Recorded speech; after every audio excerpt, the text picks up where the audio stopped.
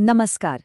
आज हम एक बहुत ही ज़रूरी मुद्दे पर बात करने वाले हैं, एवियन इन्फ्लुएंजा, जिसे हम सब बर्ड फ्लू के नाम से जानते हैं। बिहार सरकार की तरफ से जो जानकारी जारी की गई है, उसके आधार पर हम समझेंगे कि इससे जुड़े ज़रूरी तथ्य क्या हैं और हम सभी कैसे सतर्क और सुरक्षित रह सकते हैं। तो सबसे पहले ये समझते हैं कि आखिर ये बर्ड फ्लू है क्या। देखिए, ये एक वायरल बीमारी है, मतलब एक वायरस से होती है जो बहुत तेजी से फैलता है और ये मुख्य रूप से पक्षियों पर असर करती है। घरेलू पोल्ट्री में इसके फैलने की रफ्तार बहुत तेज होती है, इसलिए ये एक गंभीर मसला बन जाता है। अच्छा, तो कौन कौन से पक्षी हैं जिन पर इसका खतरा ज्यादा होता है? इसमें मुर्गियां, टॉकी, बत्तख और बटेर जैसे घरेलू पक्षी तो शामिल हैं ही, पर इसके अलावा जो जंगली जलीय पक्षी होते हैं वो भी इस वायरस के वाहक हो सकते हैं। मतलब वो बीमारी को एक जगह से दूसरी जगह फैला सकते हैं। अब आते हैं बचाव पर। देखिए, इस बीमारी को रोकने में सबसे पहली और सबसे बड़ी जिम्मेदारी पोल्ट्री फार्म चलाने वालों यानी कुक्कुट पालकों की है। उनके लिए कुछ बहुत ही जरूरी सलाह है जिन पर ध्यान देना ही देना है। तो फार्म को सुरक्षित कैसे रखा जाए? कुछ बहुत ही आसान लेकिन ज़रूरी बातें हैं।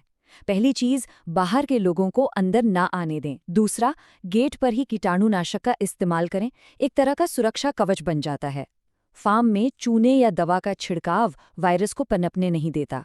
और सबसे ज़रूरी, अपने पक्षियों को किसी भी बाहरी या जंगली पक्षी के संपर्क में आने से बचाएं। अच्छा, सिर्फ बाहर से सुरक्षा काफ़ी नहीं है। फार्म के अंदर का मैनेजमेंट भी उतना ही ज़रूरी है, जैसे रोज़ाना साफ सफाई, खासकर दाना पानी के बर्तनों की।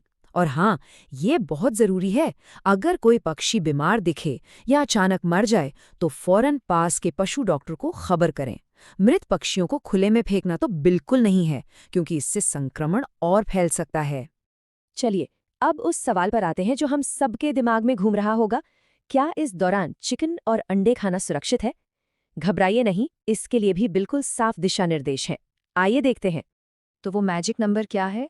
वो कौन सा टेम्परेचर है जिस पर खाना पकाने से हम पूरी तरह सेफ हो जाते हैं और कोई खतरा नहीं रहता? और वो तापमान है 70 डिग्री सेल्सियस। जी हाँ, बस ये एक नंबर याद रखना है। देखिए, होता यह है कि 70 डिग्री सेल्सियस की गर्मी पर बर्ड फ्लू का वायरस जिंदा ही नहीं रह पाता, वो खत्म हो जाता है। तो इसका सीधा सा मतलब है कि अगर चिकन और अंडे ठीक से पके हैं तो वो खाने के लिए 100% सुरक्षित हैं। और ये तस्वीर हमें यही याद दिलाती है, चाहे अंडा खा रहे हों या मांस, उसे हमेशा हमेशा पूरी तरह से पका कर ही खाएं। जरा सा भी कच्चापन नहीं रहना चाहिए। बस इतना सा नियम है और सब कुछ बिल्कुल सेफ है। अच्छा, ये तो हुई किसानों और खाने पीने की बात, लेकिन एक आम नागरिक होने के नाते हम सबकी भी तो कोई जिम्मेदारी बनती है ना? हम सब क्या कर सकते हैं? बहुत सीधी सीधी बातें हैं। कहीं भी कोई मरा हुआ पक्षी दिखे तो उसे बिल्कुल हाथ न लगाएं, बिल्कुल भी नहीं। और तुरंत फौरन स्थानीय प्रशासन या पशुपालन विभाग को खबर करें। और सबसे जरूरी बात, अफवाहों से बचें। देखिए, ऐसी सिचुएशन में ना, अफवाहें आग की तरह फैलती हैं। इनसे सिर्फ डर और कंफ्यूजन पैदा होता है।